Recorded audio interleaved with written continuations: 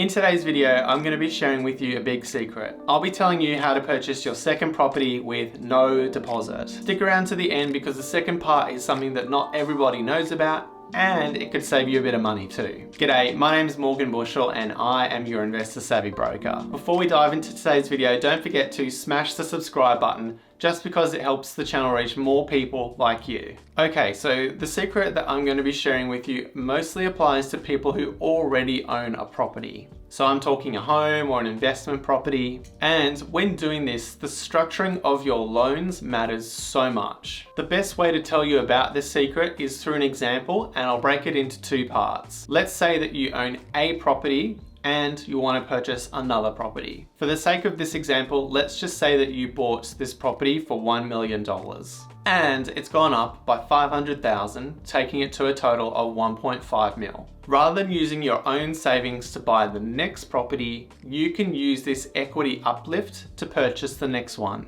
And here's how it's done. The bank will value your property at 1.5 mil. Then they'll typically lend you 80% of that value, so 1.2 mil. However, let's say that you've already got an existing loan for 700,000 against that property. The usable equity in this example is the 1.2 million subtracted by the $700,000 loan, which means that you've got 500,000 in equity to play with. This example, of course, assumes that you meet the bank's assessment criteria to extract that extra 500,000. You basically have two choices here.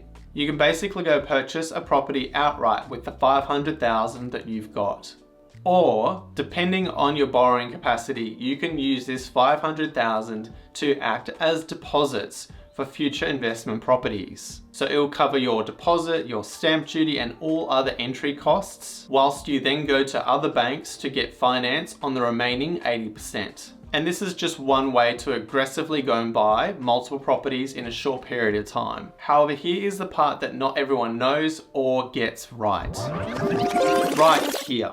What I'm talking about is the structuring of that 500,000 that we just pulled out in the previous example. When extracting equity, the most optimal way to do this is to create a second loan, which we will call your cash out loan. This loan must be set up on interest only, and I'll explain why in a second. When the $500,000 interest only loan is drawn down, the proceeds of that $500,000 advance must go somewhere. And the best place to put this is into an offset account that is linked to your $500,000 cash out loan. By structuring your finances this way, you'll be paying $0 per month on that $500,000 loan, so long as the $500,000 that's sitting in the linked offset account is not touched. The reason why this is so important is structuring it this way whilst you go look for properties means that you aren't committed to making any interest repayments whilst you're going through the search process. If the cash out loan was principal and interest, you would be forced to pay principal repayments as well. And this would slowly eat away at your $500,000 in cash. So this is not the most optimal way to do it because you'll slowly lose your $500,000 worth of money for deposits and stamp duty and so on. And that's how you buy your second property with no deposits, and also structuring it in the right way to help you save money whilst you go looking for that next property. And that's it for today's video.